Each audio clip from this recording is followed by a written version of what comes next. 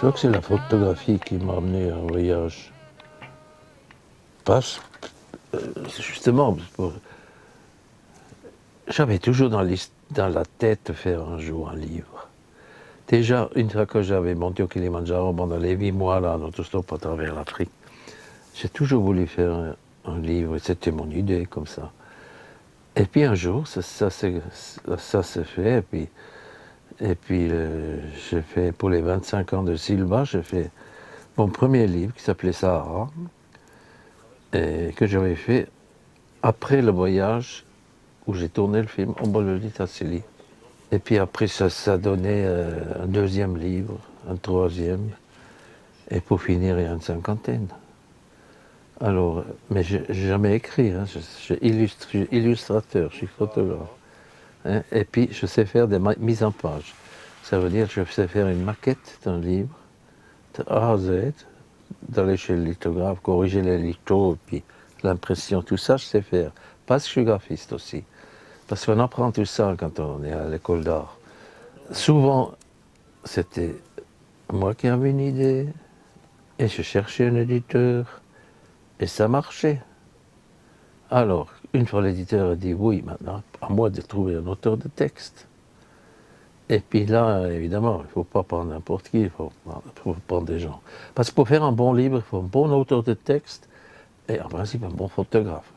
Et si les deux choses sont ensemble, je crois qu'on fait un beau bouquin.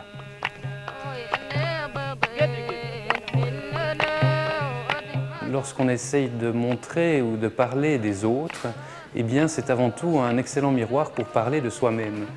Et lorsque Maximilien Brookman photographie évidemment des peuplades et des gens et des lieux exotiques, en miroir c'est lui que l'on voit.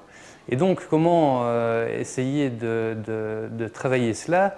Et le parti pris que j'ai choisi finalement pour cette exposition, c'est de parler de Maximilien Brookman lui-même aussi pour donner finalement l'occasion aux spectateurs de mieux comprendre la subjectivité et le regard particulier qui est le sien et qu'il porte sur les personnes qu'il a photographiées.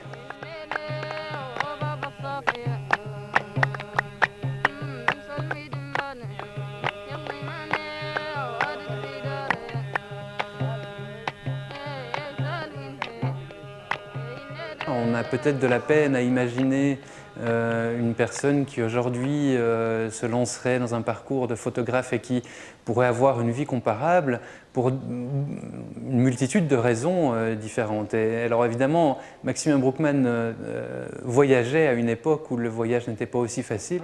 D'une certaine manière, Maximilien Brookman a été le témoin d'un monde d'avant une mondialisation effrénée telle qu'on le connaît aujourd'hui.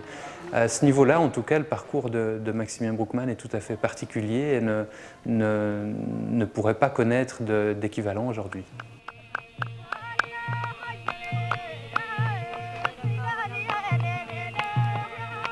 Les photos de Maximilien Brookman nous rappellent bien sûr des photos qu'on a l'impression de connaître et d'avoir vu déjà des dizaines et des dizaines de fois. Certaines de ces photos, je dirais en tout cas, ont cette particularité. Pour bon nombre d'autres photos, il y a vraiment un regard qui me semble essentiel et qui me semble tout à fait spécifique à Maximilien Brookman. Et je crois que lorsqu'on photographie l'ailleurs, lorsqu'on photographie l'autre, eh bien, on peut adopter une démarche dans laquelle on garde une certaine distance avec les personnes que l'on photographie ou avec lesquelles on essaie de travailler, ou alors on peut essayer de rechercher la proximité et le partage avec ces personnes. Et donc je crois que ce dont ces photos témoignent également, c'est l'immense proximité et la confiance qui était instaurée entre Maximilien Brookman et les personnes photographiées.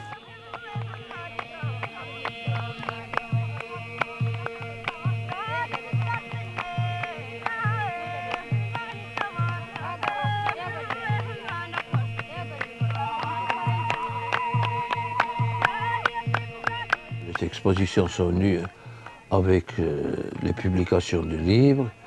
Les gens ils commençaient à savoir que je fais. Et puis, moi, je n'ai pas autrement exposé, c'était un truc en plus, quoi. Et là, ce qu'on fait, c'est en plus. Mais mon truc principal, c'était faire des livres, parce qu'un livre c'est quelque chose qui reste, qu'on met dans la bibliothèque et puis on en a envie, on la reprend, on peut revivre.